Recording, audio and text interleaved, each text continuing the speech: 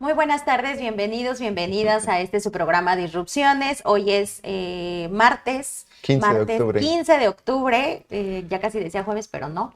Bueno, que ya es 15. Qué bueno que ya es 15. Qué bueno que ya Lástima que todo que lo cobraste el debamos. viernes y no tiene nada. Ya Lástima que sé. ya todo lo debamos. Les saluda Isabel Briceño, me da mucho gusto estar acá nuevamente con ustedes, con mis compañeros Alejandro Ruiz, Cau Sirenio, Camilo Campo. ¿Cómo están, compañeros? Chido, chido. ¿Tú? ¿Todo bien? Todo bien. Tranquilo aquí. Todo bien. Muy bien, pues hoy vamos a tener un programa muy interesante, como todos los que Estos- hacemos acá desde pie de página. Hoy vamos a hablar sobre varios temas, como ya saben, cada uno de los compañeros va a abordar un tema que ha sido, relevante durante esta semana, pero también vamos a tener una entrevista con Minerva Valenzuela, quien es vocera de Casa Xochiquetzal, y con quien platicaremos sobre este caso de la exposición de la argentina Ana Gallardo y todo lo que se ha desatado tanto en redes sociales como en las propias instalaciones del MUAC, de este museo que fue sede de algunas protestas, manifestaciones de activistas, ¿no? Respecto a esta obra esta pieza de la exposición de Ana Gallardo, ¿no? Así que pues vamos arrancando con esta información. Cau, sobre la Universidad de las Lenguas Indígenas nos vas a platicar tú. Pues vamos Lo a dije al revés, ¿no? platicar. Pero bueno, sobre eso. Pues vamos a platicarle más que de la universidad sobre ese tema tan importante. Como ustedes sabrán, ya hay una reforma constitucional y en su artículo transitorio establece que esta reforma se tiene que traducir a lenguas indígenas, en las 75, 70 variantes, bueno, en las 70 lenguas indígenas y sus variantes, en sus variaciones lingüísticas se tiene que traducir. Y para eso, pues la Universidad de Lenguas Indígenas de México ya empezó el trabajo que coordina con el Instituto Nacional de los Pueblos Indígenas y el Instituto Nacional de las Lenguas Indígenas, el INALI. Entonces, empezaron una serie de talleres para empezar a capacitar a los traductores, porque usted dirá, oh, bueno, si hablan las lenguas, si saben leer y escribir, pues le va a ser muy fácil porque ya está listo. Pues no se crea porque no es tan fácil. Es la primera vez que se hace una traducción a una norma constitucional del país y para eso pues hay lengua, hay palabras, conceptos en español que nosotros no tenemos. Entonces para eso pues la ULIM empezó a llevar a cabo, realizar una serie de talleres para que los traductores de las distintas lenguas por lo menos se pongan de acuerdo en la forma de cómo decir, por ejemplo, ese Congreso de la Unión, que lo diga en su propia lengua, pero que sea de manera genérica en todas las 70 lenguas. Entonces, eso está en esa plática, porque también soy parte de comité de ahí de traducir ese Tunsabi. Entonces, estamos viendo yo ya tengo una experiencia que habíamos hecho una traducción muy literal que hicimos en Guerrero, entonces ya tenemos ciertas palabras, porque hicimos la traducción al convenio, la Declaración Universal de los Derechos Humanos de los Pueblos Indígenas de la ONU, que la Comisión Estatal de Derechos Humanos de Guerrero pues organizó una traducción y entonces pues, luego el Tribunal Electoral de Guerrero también intentó hacer así como tener intérpretes y que la sentencia que se emitiera cuando tuviera que ver con pueblos y comunidades indígenas, el secretario que leyera la sentencia fuera indígena y en su lengua materna, cosa que hasta este momento pues no se ha logrado, pero de esa experiencia pues yo no lo veo tan complicado en lo personal, pero hay otras lenguas que tienen que asesorarse con un abogado que le permita que le explique qué significa norma, qué significa leyes, todo el contenido. Entonces, el taller pues va a llevar unos días de cómo ponerse de acuerdo. Y ahí viene una anécdota, ¿no? Que siempre hablábamos de que cuando en la ONU se discutía el tema de la Declaración Universal de los Derechos Humanos de los Pueblos Indígenas, por cierto, pues estaban los indígenas de Europa, de América Latina, de Asia y Australia, y cada quien tenía su forma de decir pueblos indígenas, hasta que alguien dijo, no, pues digámosles indigenous peoples, y ahí salió pues indigenous peoples y todos pueblos indígenas, y de ahí sí se esparció en el mundo, ¿no? Que es lo que conocemos, lo de indigenous people. Entonces, más o menos tiene que surgir una palabra, más o menos acorde en esas 70 lenguas en la cual pues está trabajando. Y esos talleres pues se realizan justo en el primer aniversario de la ULIM, cumplió un año de que ya está en operación, ya tiene dos licenciaturas, una que tiene que ver con licenciatura en lenguas indígenas, que es la traducción e interpretación en lenguas indígenas, y luego, no recuerdo cómo se llama otra, pero en estos días está en proceso el diseño de una tercera licenciatura, que es la de comunicación y periodismo indígena. Entonces, al parecer que los pueblos indígenas ya empiezan a tener mucho trabajo, porque primero hay que hacer realidad que la traducción de la Constitución, porque parece muy raro de que la reforma constitucional del artículo segundo hable de los pueblos indígenas y esté escrito en español. Entonces, eso es una primera contradicción, eso es el primer paso. El segundo paso, el segundo paso viene la reforma, la ley secundaria al artículo segundo constitucional. Entonces, ya van a empezar las consultas. El tercer paso, pues, es bajar toda esa información a las comunidades y que también la universidad pues, tenga mayor estudiantes indígenas que aprendan, que tengan una formación académica muy distinta a la que han tenido en esas universidades que han blanqueado el pensamiento, ¿no? Ahora todavía estoy como medio tiznado porque de toda esa que me han limpiado, tratado de blanquear mi cabeza, entonces eso ha pasado con los en las universidades está colonizado con los pueblos indígenas, se han blanqueado, entonces ojalá que la ULIM ayude a cambiar esto, ¿no? Que no se reproduzcan los mismos métodos que hasta ahora se tienen en las universidades y ahí está el tema de la traducción y bueno, pues también fue fin de semana y Día de la Resistencia, así que hubo muchas actividades, así que ahí le dejo. Que ya no Día de la Raza. Que no Día de la Raza. Además, con un par de españoles ahí extraviados, ¿no? Que inventan cada historia.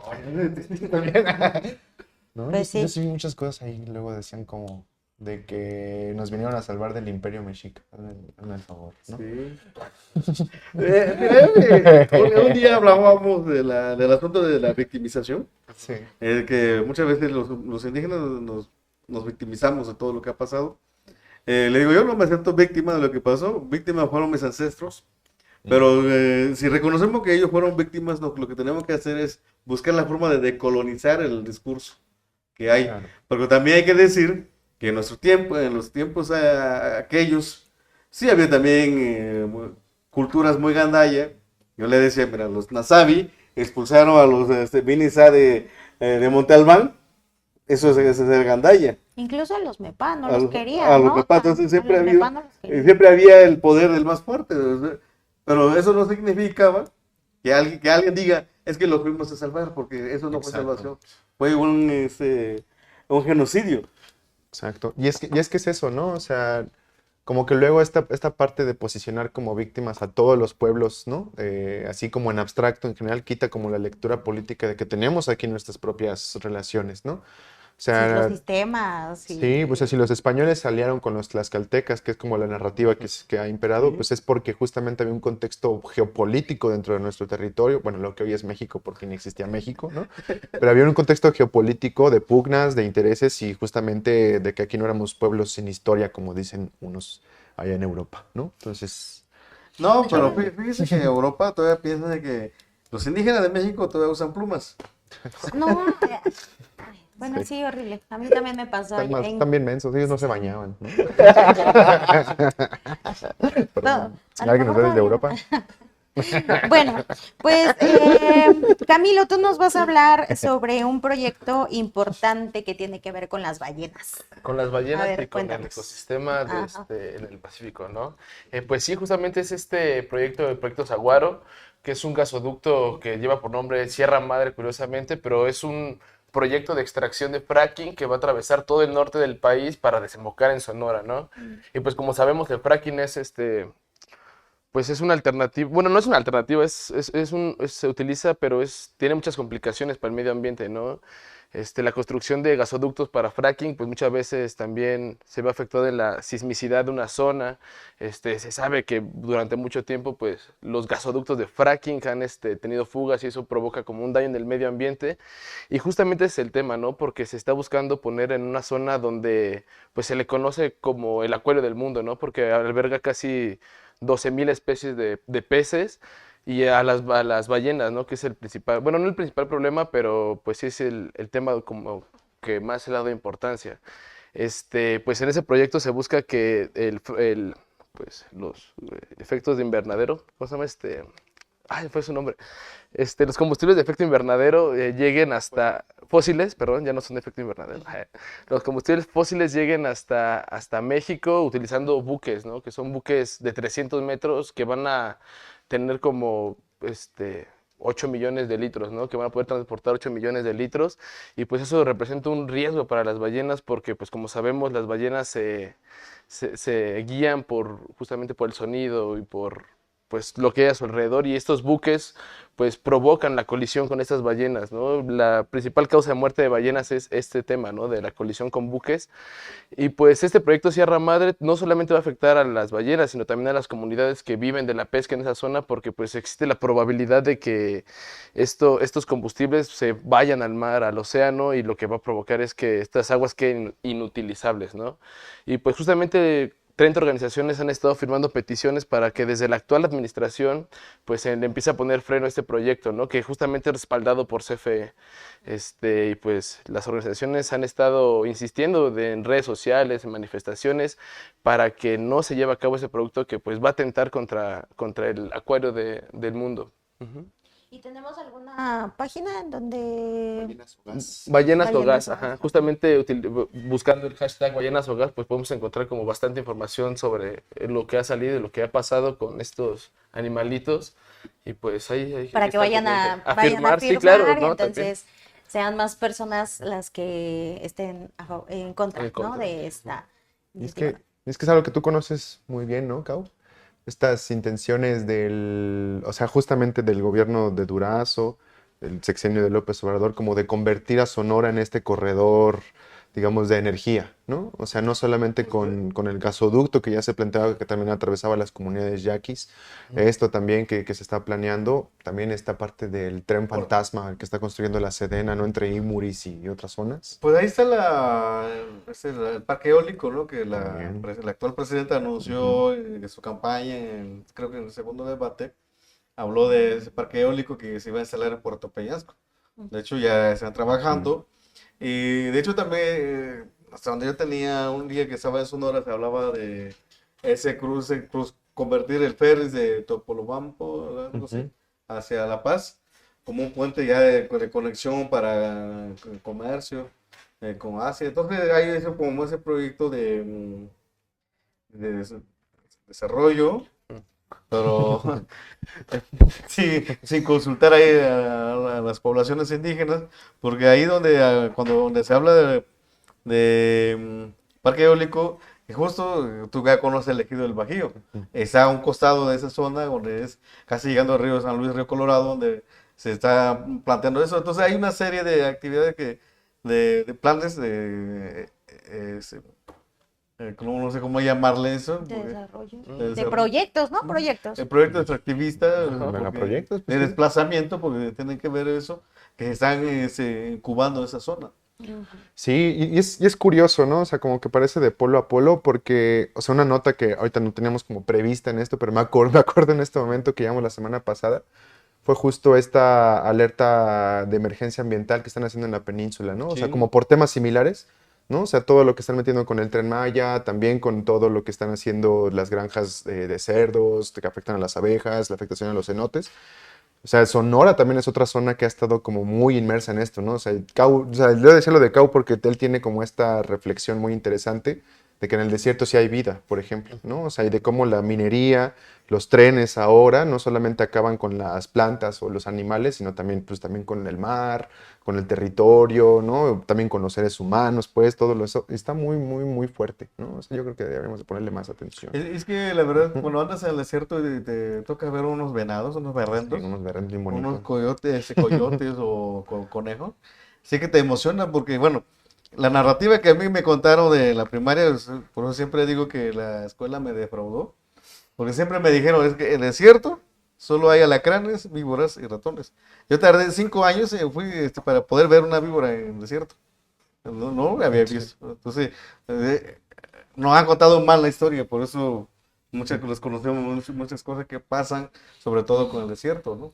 Sí, está un Pues yo canijo. me acuerdo, sí, ¿no? Que te ponían así las monografías y te decían, esta es la vegetación y Es la la selva. flora y fauna que hay en tal y en tal, ¿no? O sea, sí, Pero siento que tiene mucho que ver, por ejemplo, nada, y ahorita un poco de eso vamos a hacer la entrevista al ratito, ¿no? Pero, o sea, el Museo Nacional de Antropología e Historia, ¿no? O sea, uno va a la parte de Mesoamérica y te dicen que eran como las culturas, el desarrollo de los pueblos, ¿no?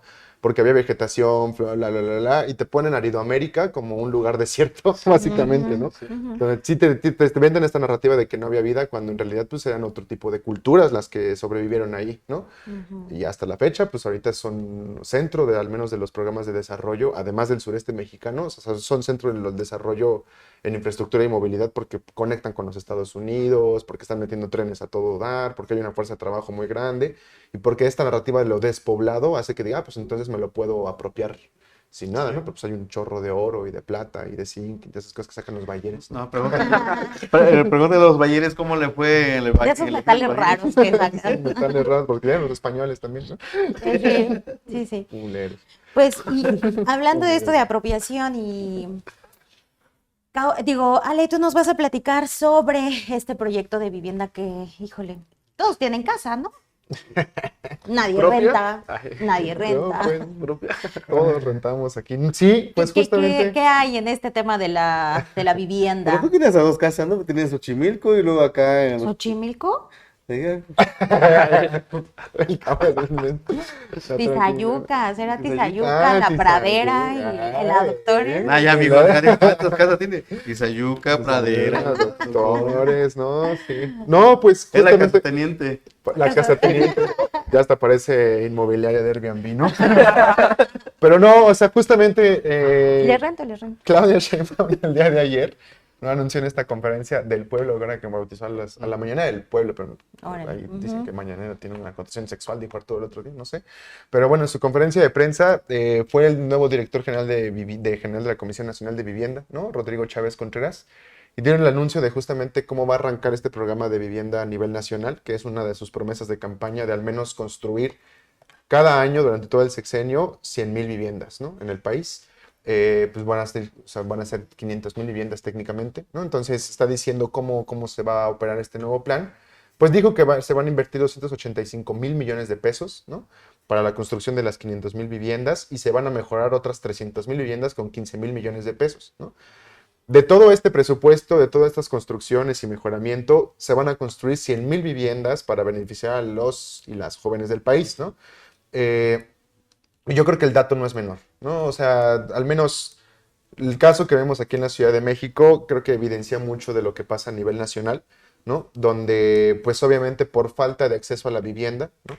Ah, bueno, porque esta construcción de vivienda para jóvenes en el país va a replicar un poco lo que es el programa de aquí de vivienda que se va a inaugurar con Clara Brugada, donde pues obviamente se dice de que se van a ofrecer un programa de créditos de vivienda para 5 años, ¿no? Con posibilidad de ampliarse a 2 años, ¿no? O sea que estas viviendas para jóvenes van a poder rentarse por 5 años con la posibilidad de que la puedas comprar y se puede extender a 2 años más, ¿no? Es lo que está planteando esto. Para esto obviamente se va a tener, digamos, en cuenta el salario mínimo, o sea, los jóvenes que puedan acceder a este programa tendrán que, pues obviamente, ganar menos del salario, o sea, el salario mínimo, básicamente, ¿no? Que no rebase el 30% de su salario, es lo que se puede, pues, o sea, si te rebasas el 30% de tu salario para vivienda, no puedes acceder a este programa, ¿no? O sea, la vivienda tiene que costar el 30% de salario, la renta al menos, para que puedas acceder, o un estudio socioeconómico en caso de estudiantes, ¿no? Y decía que no es menor esto porque, bueno, o sea, según lo que ha determinado el Coneval y otras instancias más, o sea, quienes menos capacidad de poder rentar una casa tiene, pues obviamente son la gente que tiene salarios de 1 a 2 salarios mínimos, ¿no? No tiene posibilidades de vivir en los centros, tiene que ir a las periferias, en el caso de la Ciudad de México, o simplemente emigrar, ¿no? Y la gente más empobrecida en este país son las y los jóvenes, ¿no? No solamente por la falta de acceso a seguridad social, como el ISSSTE o el Infonavit, ¿no? Bueno, el de vivienda del ISSSTE, ¿no? Y el Infonavit y estos otros créditos, sino también porque el poder adquisitivo que tenemos dentro de la juventud, yo digo que de la juventud, ¿no? El que tenemos dentro de la juventud, Camilo, pues, o sea, obviamente nos impide como acceder a este tipo de créditos por parte de una institución bancaria o privada, ¿no? O sea que Entonces, no es como decía Xochitl, ¿no? Que es tu culpa si no, claro, ¿no? Que tú estás pendejo, básicamente eso dijo. Sí, me Ajá. acuerdo cuando dijo eso. Sí, dijo, estuvo bastante rudo, ¿verdad? Sí, sí, no, pues realmente somos la gente empobrecida quienes menos capacidades tenemos de poder vivir en un lugar digno, ¿no? Entonces tenemos que andar peregrinando de un lado a otro. Y bueno, básicamente esto no solamente es para contrarrestar los fenómenos, por ejemplo, del Airbnb, ¿no? Sino también de la acaparación de las inmobiliarias, que, o sea, el último dato que yo veía, al menos en el país, es de que más del 50% de la vivienda que se está construyendo desde hace como unos 8 años hacia acá es residencial o residencial plus, ¿no? O sea, la construcción de vivienda de interés social ha bajado bastante dentro de justamente la construcción que se hace en el país. Y bueno, o sea, eso obliga a que justamente no solamente jóvenes, ¿no? Sino familias enteras pues sean expulsadas de las ciudades para que pues, no se puedan vivir. En la Ciudad de México al menos está el dato, según la discusión que se dio con lo del Plan General de Ordenamiento Territorial, de que 20,000 familias son expulsadas, ¿no? De la Ciudad de México por falta de vivienda, ¿no? De ahí que Eh, uno se vaya a Tizayuca. Así es. Y eso en contraste está muy canijo, ¿no? O sea, porque según un estudio de Savils Aguirre Newman, ¿no? Que es como uno de estos consorcios que se dedican a evaluar las mediciones empresariales, el valor de los activos inmobiliarios en el mundo hacia 2020 aumentó en un 5%, ¿no? Y uno dice, bueno, ¿5% de qué? O sea, alcanzó los 326.5 billones de dólares, o sea, miles de millones de dólares, lo cual convirtió al mercado inmobiliario en el mercado más importante o la fuente de riqueza más importante en todo el mundo, ¿no? Y si uno ve la comparativa de lo que pasa en países como Estados Unidos, México u otros más, te das cuenta que hay un buen de gente sin casa, ¿no? Entonces, ¿qué es lo que se están construyendo? Pues justamente los sectores que son más de residencial y residencial plus, y esta especulación que se hace con la vivienda, ¿no? De que voy a construir una casa, pero sé que nunca más nadie me la va a comprar. Sé que nunca nadie la va a rentar por lo caro que está, pero eso va generando capital justamente especulativo porque ya tienes un patrimonio, ¿no? Entonces realmente no se está construyendo vivienda para que la gente la habite, según estos estudios, y creo que un poco el programa de vivienda que está planteando el nuevo gobierno, y no es por echarle flores porque hay un problemón que ella también fue, o sea, Claudia Sheinbaum fue de la que dijo que los nómadas digitales bienvenidos a la Ciudad de México, por ejemplo, pero creo que un programa de esta índole sí, digamos, ayuda a paliar un poco esa desigualdad, o al menos en la visión de construir vivienda para que la gente la habite, ¿no? O sea, que es la función primordial de la vivienda, a mi parecer. ¿Y ya sabemos en dónde se van a construir? No, todavía Porque no pues sé. también, digo, ¿no? sabemos de un desarrollo que es del que platicaba Ale, que hicimos una nota En la Doctores, ¿no? en la Ajá. Doctores, pero este es para vivienda En la Ciudad de alquilada México. Ajá. y para este programa en específico para los jóvenes. Pero pues también, evidentemente, este otro proyecto del que nos está hablando Alejandro y que se supone tendría que estar pensado igual en las zonas cercanas a los centros de trabajo, que es Así aquí en el centro de la ciudad, ¿no? Porque de nada serviría que otra vez vayan a construir allá a Huehuetoca o a todas estas zonas del Estado de México. Y pues sí, hay muchos, o sea, más allá de los estudios, lo estamos viendo todos los días, ¿no? En las colonias, en las arterias principales, en las avenidas principales de esta ciudad, en donde cada vez vemos más letreros en donde dicen bienvenidos, o pisos para Airbnb, o que también dicen conviértete en empresario, deja de trabajar, y espacios para lofts, ¿no? Que les llaman ahí en Monumento a la Revolución, en todos estos centros de la ciudad, pero están carísimos, o sea, nosotros no podríamos, digamos, la gente promedio. Además, en días, el fin de semana hubo una manifestación también, ¿no? Protestas, hay Sí. protestas allá en Europa, En España, en justamente, por España, una y renta próximamente va a haber en Valencia y en Barcelona por estos altos incrementos a la vivienda, en donde también hablaban sobre pues que la mayoría de las personas destinan hasta un 40% de su salario en pagar las rentas que están carísimas, ¿no? Entonces, si destinas el 40% de tu salario para la renta, pues entonces, ¿qué te queda para comer, para otras cosas y sobre todo para guardar para hacerte de una casa, ¿no, Cabo? Pues para tu casa y para que te pueda ir a un rato de ocio, ¿no? O sea, Ándale. Claro. sí, porque ni modo que estés Que así. no, no tienes derecho, Cabo, no. Ajá, no hay derecho. ¿Cómo No, que no sí, tienes sí. No, sí, sí tenemos, pero pues pareciera que... Bueno, es lo que tenemos que aspirar, ¿no? Y defender. Hablando de los aspiracionistas, hay que lo que tenemos y lo que tenemos que luchar, ¿no? Porque no tenemos nada que defender, ya nos lo quitaron. Exacto. Ahora tenemos que luchar para Para conseguirlo. tener cosas. Ujú. Así es. Pero está raro, ¿no? O sea, yo creo que debe de haber un debate más profundo, ¿no? O sea, hay especialistas como Silvia Manueli, que le hemos entrevistado aquí, Carla Escoffier, ¿no? Mucha gente que está pensando justamente en la vivienda desde una perspectiva social, ¿no? Porque también, o sea, decías mucho esto de lo que se construyó por ahí de los 80, de los 90, sí, los 80, 90 en Ecatepec, toda esta zona que se fue urbanizando, ¿no? Huehuetoca, Huehuetoca, Tecámac. ajá, que terminaron siendo lugares abandonados, ¿no? Sí. Controlados en algunos momentos por el crimen organizado. Lo mismo pasó en Durango, pasó en Chihuahua, ¿no? O sea, el Infonavit elevó mucho, o sea, construyó un chorro de vivienda de interés social que al final terminó abandonada por la violencia y por otros factores más, o justamente porque estaban tan lejos de los centros de trabajo que era imposible vivir ahí, ¿no? Ujú. Entonces, creo que esa es parte de la discusión. Y otra cosa que yo he pensado mucho, pero que tal vez no tengo las herramientas como teóricas, técnicas para poderlo reflexionar, es justamente en este rollo de la vivienda cerca de los centros de trabajo. O sea, estamos planificando otra vez las ciudades para poder trabajar y seguir alimentando esta relación capital-trabajo del capitalismo, ¿no?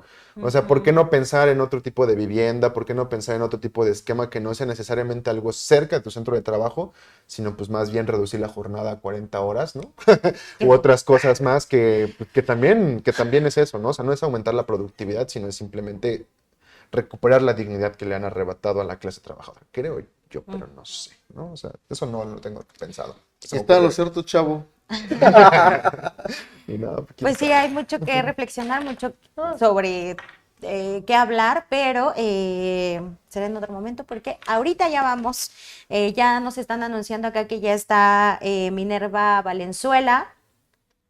Ahorita esperar a que nos escuche. ¿Con quién vamos a platicar esta tarde? Ella es vocera de Casa Xochiquetzal y pues vamos a platicar sobre esta exposición y esta suspensión que ya se dio a la exposición de Ana Gallardo en el Museo MUAC. Minerva, ¿ya nos escuchas? Sí, ustedes a mí. Ah, perfecto. Sí, te escuchamos. Te escuchamos porque no te vemos, no te podemos ver. Pero, sí, es que ahorita no tenemos monitor. Bueno, yo les voy a Vale, si nos puedes describir voltear en un este poquito la momento. pantalla. Me voy a poner un collar porque estoy de fiesta y no encontré serpentinas, pero collarcito de flores para celebrar. Cuéntanos, o sea que eso significa que estás contenta y que estás celebrando algo, así que cuéntanos. Pues sí, que ya es oficial que la pieza que insultaba, que revictimizaba, pues que daba en la torre a la casa Xochiquetzal, se retira del MUAC. Sí, Es esa decir, pieza. De lo demás yo no sé ni me meto. Esa sala, que es, bueno, la pieza entera está conformada por dos cosas, sí. la pared tallada y el video que se sacó sin autorización de una mujer en sus últimos días de vida, en un lugar en donde expresamente se pide no grabar. Está muy bien.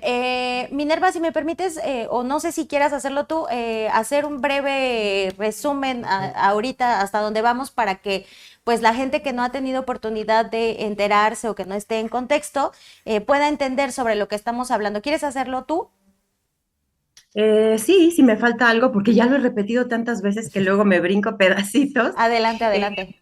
Claro, pues desde hace algún tiempo, algunos meses, yo no sé cuántos porque no estaba al pendiente de qué ponía el MOAC, pues se inauguró esa fue mi perra ladrando, perdón, se inauguró una exposición de una realizadora que se llama Ana Gallardo y una de sus piezas era pues una salota con un muro, no sé cuántos metros serán, pero muy grande, enorme. Supongo que ustedes tendrán alguna imagen para pasarla. O bueno, mire, ya si no ponen la imagen, qué bueno, ya murió. Em, Muy grande, tallada, en donde ella contaba su experiencia de cuando hace aproximadamente 13 años, 12, 13 años, fue a la casa Xochiquetzal porque tenía un apoyo del FONCA. El FONCA es pues un fondo, un dinero que se le da a artistas de diferentes disciplinas para que realicen proyectos. Entonces, ella estaba haciendo una residencia en México porque ella no es de México. Y el FONCA escribió primero a la Casa Xochiquetzal a decir que un artista estaba interesada en hacer una obra dentro de la casa con las mujeres de la Casa Xochiquetzal. Ahora ya estamos muy avanzadas en la casa en qué hacer cuando llega una persona totalmente ajena a querer realizar un proyecto totalmente personal. En ese tiempo, pues apenas era como de, bueno, pues sí, que venga. Se le abrieron las puertas de la casa y como a todas las personas que llegan, se le pidió que realizara algún servicio. Lo que en ese momento, pese a que ella sugirió hacer algo como cocinar, pues era algo que no se necesitaba, ¿no? Entonces no le vas a decir, bueno, sí cocina, aunque no lo necesitemos. Lo que se necesitaba con urgencia era que alguien acompañara a una compañera en especial que estaba muy mal, estaba en sus últimos días de vida, después de una vida que no ventilaré ahora, ni nunca, pero que fue una vida tremenda. La compañera tenía varias embolias debido a golpes por circunstancias muy específicas y esa compañera la pasó mal toda su vida precisamente por ese estigma que hay contra las trabajadoras sexuales, ¿no? Si has estado cerca del talón, mereces lo peor. Si somos tu familia no te vamos a apoyar, si somos tus amigos ya no somos tus amigos. Y bueno, pues eso terminó en que la compañera estaba muy mal. Total que la casa le dice, no, lo que necesitamos es que acompañes a esta mujer. Entonces Ana Gallardo se sintió muy frustrada porque pues no pudo, cosa que pues así pasa, no todas las personas tenemos ese quién sabe qué para lidiar con eso. Algunas personas aguantan, ¿no? Estar cerca de guerras, algunas personas aguantan estar cerca de animales maltratados, algunas personas aguantan estar cerca de madres que buscan a sus hijos y otras no. Y hay personas que no aguantan estar cerca de una persona que está tan mal, a la que hay que cuidar, una persona que probablemente vomita, que probablemente se haga del baño, que no se pueda comunicar porque tiene embolias y entonces la tienes que ayudar, le tienes que dar su vasito de agua y todas esas cosas que se tienen que hacer. Se le pidieron, bueno, cierta cantidad de horas de trabajo. Ella fue un día, o sea, no cumplió las 70 horas que la casa le pidió, sino que fue un día que estuvo con ella. Y ese día fue el único, lo reitero, pese a que ella en su pieza dice que la acompañó algún tiempo, eh, habla de semanas o de meses, y le sacó un video a, a la mujer, la sacó a unas jardineritas que están afuera de la casa, le sacó video, no solo le sacó video, lo pone en su pieza, no solo lo pone en su pieza, lo vendió, entre otras cosas. Su pieza es propiedad de la colección Jumex. Y bueno, además ahora lo expuso en el MUAC. Y en la pared lo que pone es que ni lo quiero repetir, ¿no? Una serie de palabras horribles, como si ella fuera la víctima diciendo, ¿cómo pudo la directora hacerme esto? En primer lugar, no me recibió. Y pues sí, seguramente la directora en muchas ocasiones no la pudo recibir porque estaba sacando adelante a la casa, algo que hacen las directoras de los lugares, ¿no? Hay que conseguir comida, hay que conseguir atención médica, hay que conseguir el sustento diario de todo lo que la abuelita de cada quien necesita, pero multiplicado por 15 y además aumentado porque estas mujeres generalmente llegan a la casa después de una vida bien dura, entonces pues las condiciones de salud son todavía más avanzadas que las de cualquier mujer de esas edades, ¿no?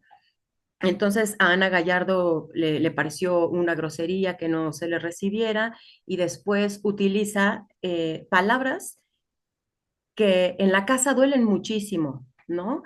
Em, Pese a que la palabra puta se ha, se le ha dado la vuelta y habrá gente que se sienta identificada, que se sienta empoderada cuando se usa esa palabra, particularmente en la casa, duele muchísimo, tanto esa palabra como la palabra prostituta. Y pues claramente Ana Gallardo no se acercó lo suficiente a la casa porque solamente estuvo con la compañera un día, porque no habló lo suficiente con las compañeras de la casa, porque si lo hubiera hecho, sabría que esas palabras ahí mejor las evitamos, mejor usamos otras, porque además las personas, además de a lo que nos dedicamos, somos muchas otras cosas, ¿no? Pues tú no vas y te dicen, hola, conductora, ¿cómo estás? Somos muchas cosas. Entonces, en un muro lleno de insultos, lleno de, además, redactado desde el asco, desde el coraje, desde el victimismo, pues cuenta su anécdota de cómo fracasó y además cuenta que no pudo concluir su proyecto porque la compañera murió. Y no fue así. Tenemos los correos en donde ella, después de haber ido ese día, eh, pide disculpas de que no va a volver y al otro día tampoco y al otro día tampoco, hasta que se entera por correo electrónico de que la compañera murió. Entonces, pues sí, hubo una serie de mentiras, de difamaciones y de insultos y de faltas a toda ética y calidad humana eh, que, que todo se conjuntó en esa pieza.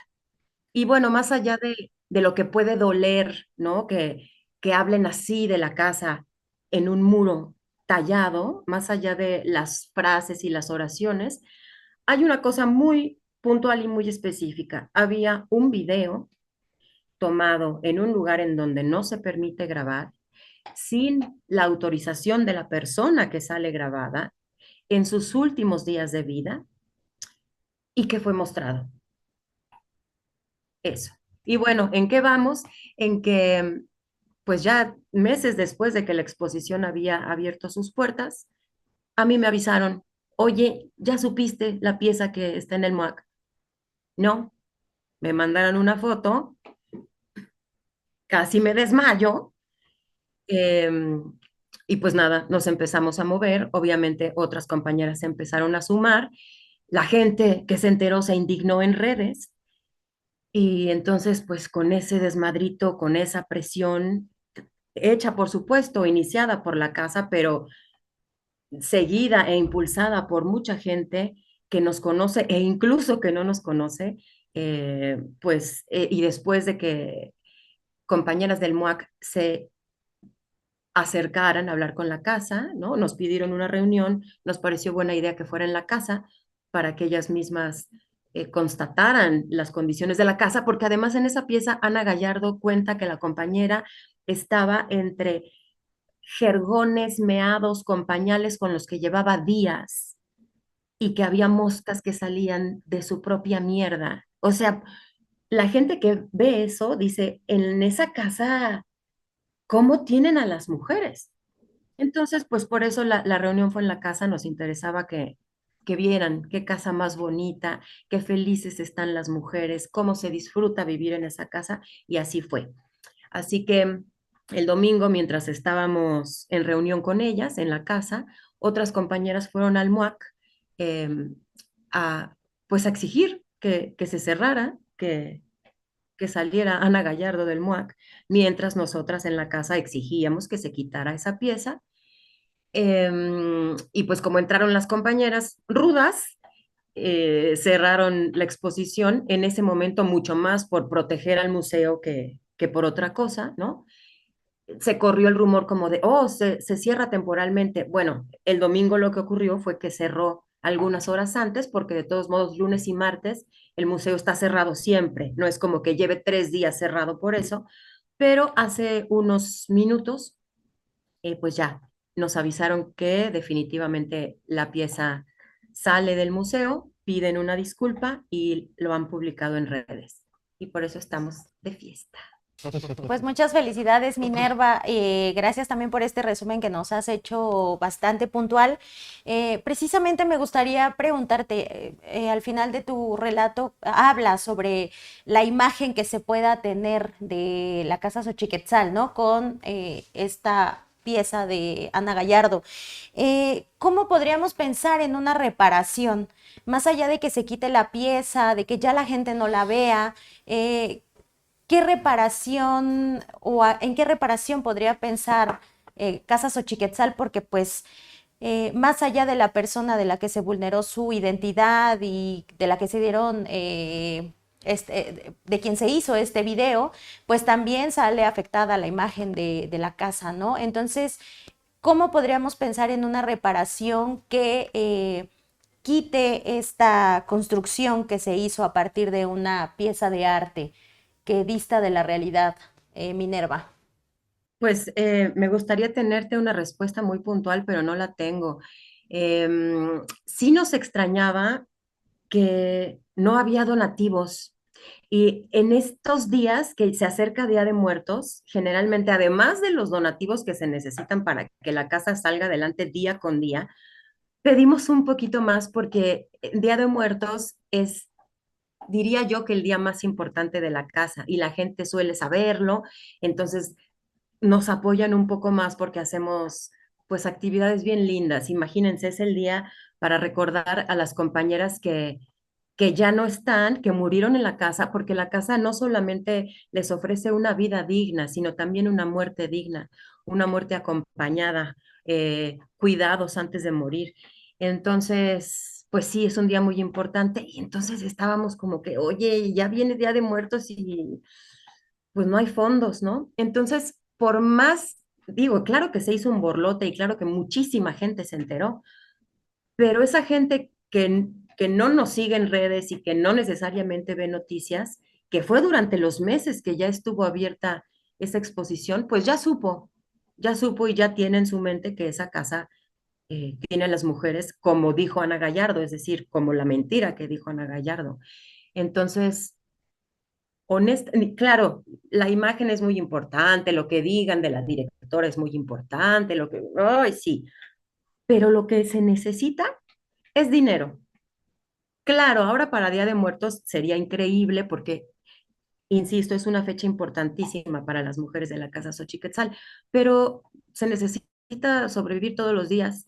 No saben cuánto se gasta nomás en tortillas, nomás en leche, nomás en papel de baño, que es una barbaridad lo que se gasta. Entonces, el MUAC nos ofrece en algún momento ir para hablar de la casa, ¿no? Ya no relacionarlo con esa persona que hizo esa pieza, ya que no esté, poder ir y explicar. eh, Ellas también de manera personal quieren donar y por supuesto que vénganos tu reino, pero pues sí, lo ideal sería que toda esa gente que ya fue sepa que eso fue una mentira, que eso fue una difamación, que eso fue ficción. Mira, para yo no ponerle adjetivos, para yo no decir si es buen artista o no, si eso es arte o no, si su intención fue difamar o no, fue ficción. Fue el viaje que ella se hizo en la mente y lo que a ella le pareció que sería buena idea poner en su pieza. Pero la gente que ya la vio, y no solo esta vez en el MUAC, porque resulta que ya se ha expuesto en otros países y en otras exposiciones y nosotras no teníamos idea. Una verdadera reparación del daño sería que toda esa gente lo supiera y que, pues, ¿qué será? Que nos dieran un pesito por cada gente que se enteró y viéndome ya así buena onda, ¿no? Camilo Campo, desde la Hola. redacción de Pie de Página. Y me gustaría preguntarte, ¿cuál es el papel que están jugando los museos en la construcción de todas estas narrativas en torno a las personas que se dedican al trabajo sexual, ¿no?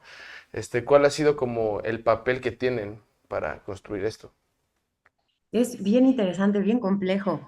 Em, yo recuerdo que cuando era muy chiquilla, las artistas feministas hacían un extraordinario trabajo en reclamar que a los museos las mujeres solamente podíamos entrar si éramos la musa o si éramos retratadas encueradas, ¿no? Y hicieron un gran trabajo de dejen que las mujeres entremos a los museos como artistas, como creadoras, que se oiga lo que tenemos que decir. Y sí que ha habido cambios, claro, si vemos las estadísticas todavía no están parejas, pero sí que ha habido cambios, ¿no? Y por eso es tan raro que el MUAC haya aceptado esa pieza, porque el MUAC ha albergado a muchas exposiciones relacionadas con la lucha de las mujeres, porque el MUAC tiene apartados de género, y por eso esta cosa, digo, en cualquier lugar hubiera sido terrible, pero ahí fue, ¿qué? ¿Por qué? Em, pero es muy lindo cómo los museos están cambiando y cómo ya no nada más son un lugar para ir a decir, oh, qué bello, sino para ir a entender la vida, para ir a pensar la realidad, para ir a comparar si tu realidad es igual a la mía. Entonces, pasa por un lado que los museos se están abriendo y no solo los museos, el arte en general está hablando de cosas distintas. Ahora viene algo que lo complejiza. Ser artista no necesariamente es a fuerza, a fuerza hablar de las problemáticas. Si no estás metida en las problemáticas, pinta un paisaje.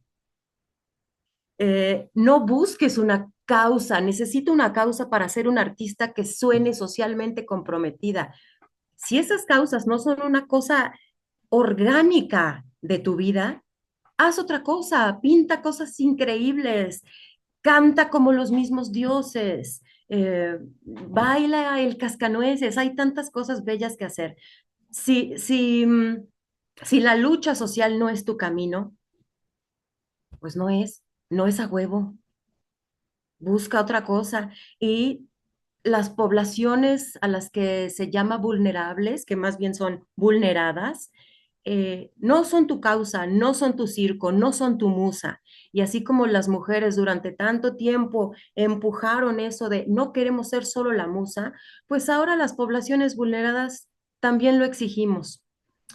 No somos tu causa, ni tu circo, ni tu musa, ni tu licencia para decir soy artista comprometido o comprometida.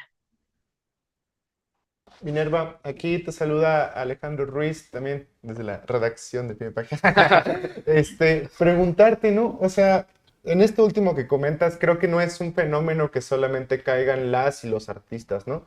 Periodistas, académicos, hacen mucho esta práctica del extractivismo cultural o epistémico, dicen algunas personas, como Natalia Ley, ¿no? Sé que le dio una entrevista a Isa y que publicamos hoy.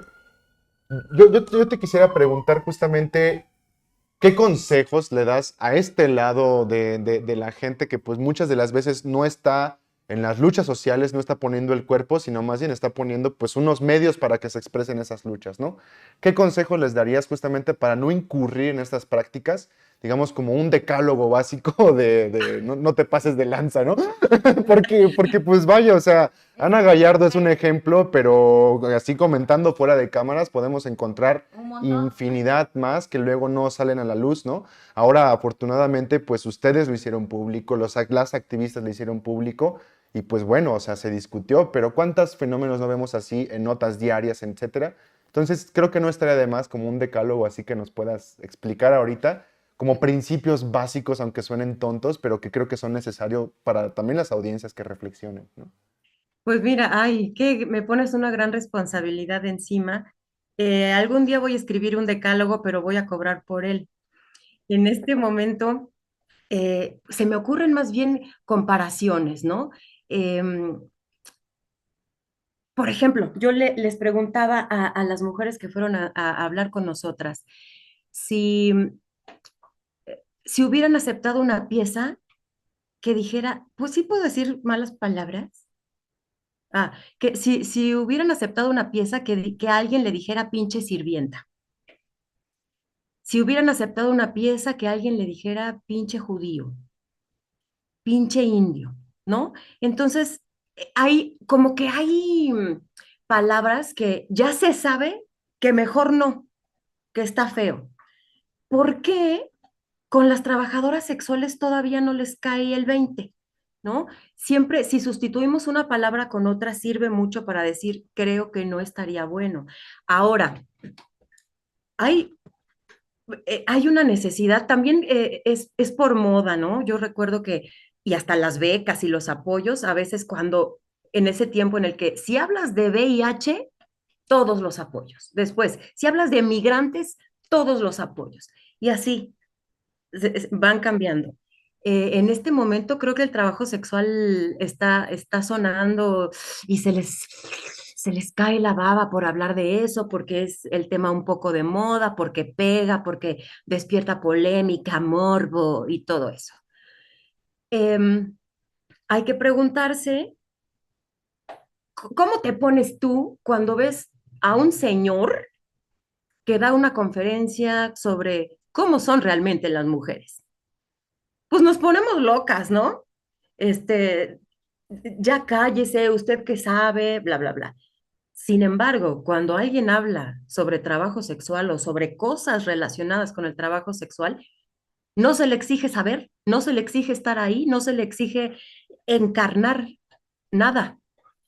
Entonces, pero está muy lindo cómo esto se va impulsando y cómo se va corriendo la voz de que ya no puedes hablar de eso sin tener cuidado.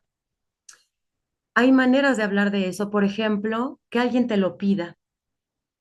Muchas veces sirve mucho, oigan, compañeros, compañeras, periodistas, reporteras, vamos a hacer una acción.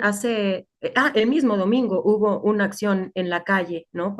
En donde asesinaron a Alesa Flores, que hubiera habido un montón de medios. Eso sí, ¿no? Cuando les decimos, vengan, vayan, porque a veces conviene que a ustedes los va a escuchar cierto sector o a alguien que hace periodismo escrito, a ti te va a leer cierto sector o te va a leer más gente que los que yo pueda tener en mi Facebook, ¿no?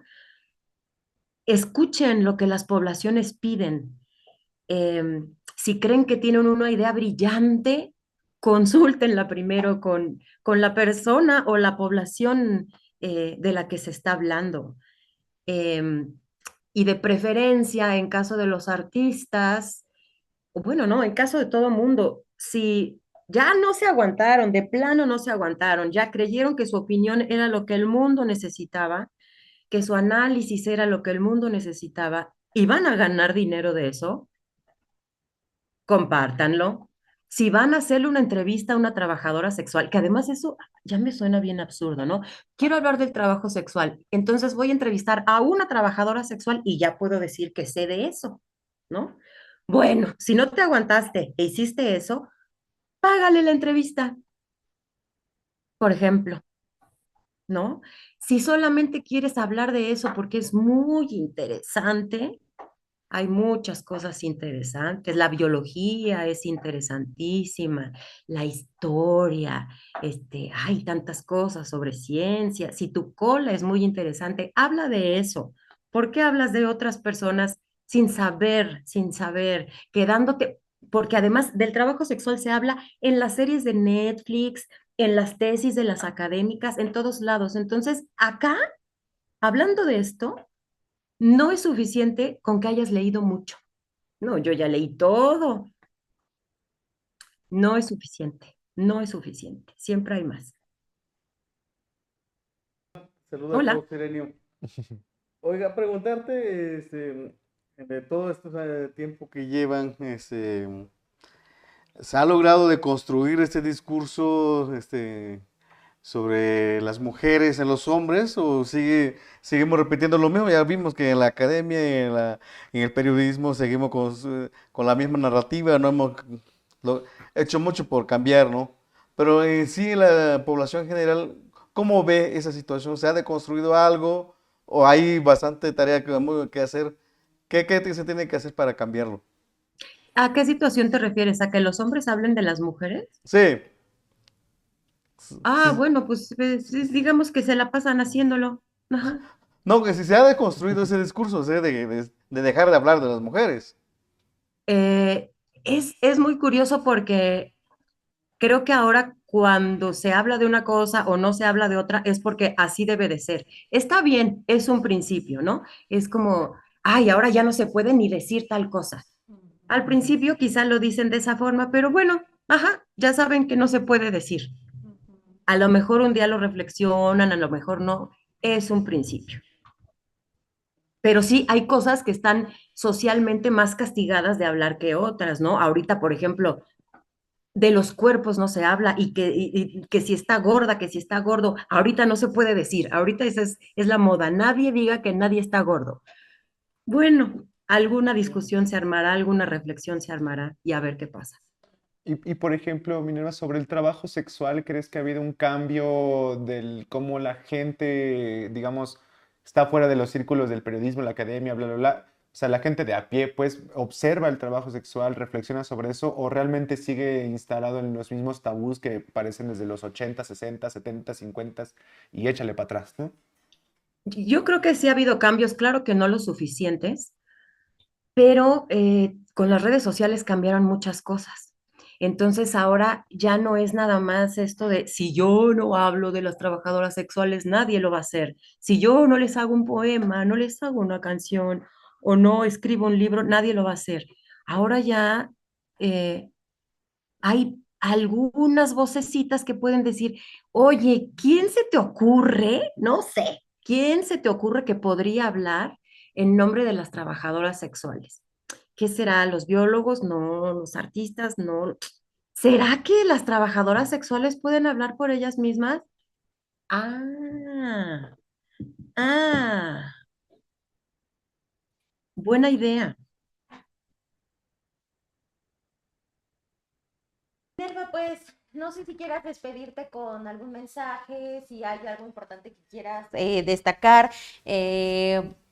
Algo que a mí me queda duda es si esta disculpa de la que hablas ahí por parte del MUAC va a ser pública, precisamente como un poco para, pues, no limpiar, sino como para tratar de reparar este daño y esta visión, ¿no? Respecto al trabajo que hacen desde hace muchísimos años, 18, ¿verdad? 18 Sí, años, ahí en Casa Xochiquetzal. ¿Tienes alguna noticia sobre eso, sobre la disculpa? sí, bueno, sí, el comunicado ya es público, ya está en otros medios, ya está que en sus redes creo que ya está también. Em, Qué felicidad que ya esté la disculpa, qué felicidad sobre todo que ya se haya quitado la pieza. Quedamos en espera de la reparación del daño. Y pues claro, lo importantísimo que tengo que decir es que la Casa Xochiquetzal necesita dinero, necesita donaciones siempre, pero en este momento más por dos cosas. Una, porque mucha gente se quedó con una falsa idea de la casa, y otra porque viene Día de Muertos, bueno, y otra porque se necesita todo el tiempo estar sobreviviendo. Con mucho gusto, si me escriben, yo les paso los datos o se los paso a ustedes y sí, no se los paso a ustedes porque me puse lente solo para tapar las ojeras porque no he dormido nada en días por estar respondiendo mensajes, entrevistas, entonces se las paso a ustedes para que a ustedes les ven muchas más personas que a mí. Den Bueno, dinero, por favor. preguntándote sobre eso nada más, pues ¿dónde están las redes? ¿Dónde uno se contacta con Casa Xochiquetzal? Vamos a difundir obviamente la información, pero ¿dónde, digamos, para quien pueda ver esta grabación A o lo le mejor queramos quien quiere ir a decir? donar algo, Ajá. ¿no? ¿En qué? En Sí, las redes.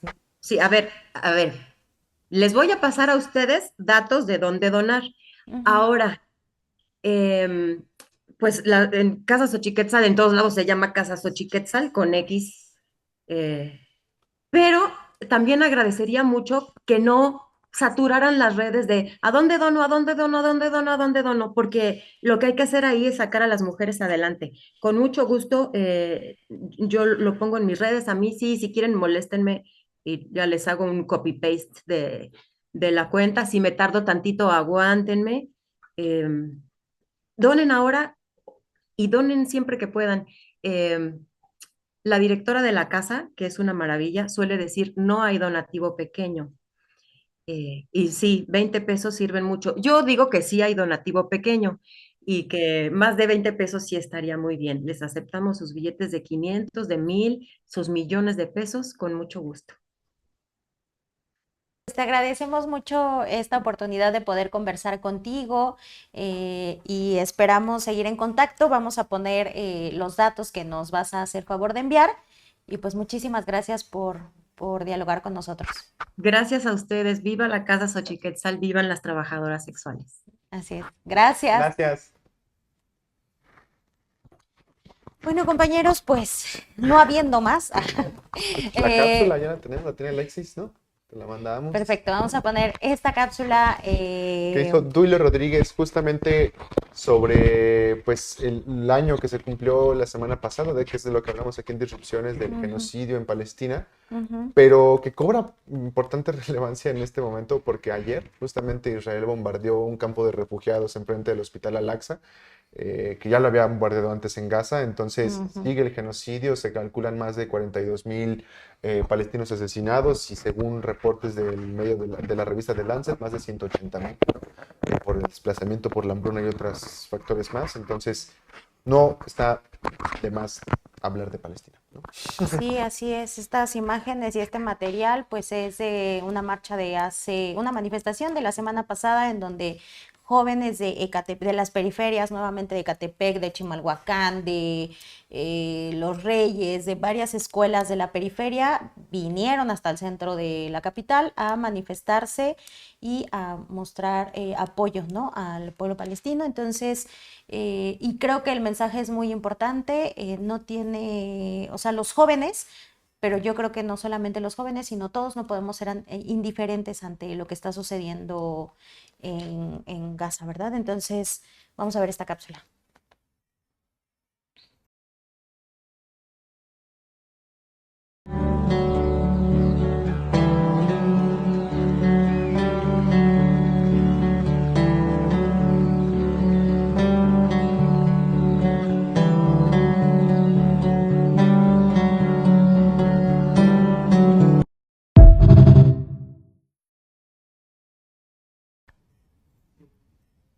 Pues ya regresamos, Isa, ¿no? Vámonos, compañeros. Muchísimas gracias. Les mandamos muchos saludos a toda la comunidad del chat. Gracias. Seguramente nos estaremos viendo la semana que entra con más información. No se les olvide que mañana y toda la semana tenemos otros programas. Así es, mañana la mesa ambiental, el viernes los pasos de la semana y la Escuela del Amor también, en ¿no? su nuevo horario Así también. es. Así que pues les invitamos a que se suscriban, a que avisen. Yo pensaba hoy, ¿qué pasaría si a todas las personas que visitamos les dejamos ahí como una tarjetita y les decimos, oigan, ustedes saben que hay programas de pie de página? A lo mejor se suscribirían y nos verían más, así que... El otro día vi un TikTok, así, no estaba chido. Pues muchísimas gracias por habernos acompañado y nos vemos la siguiente semana.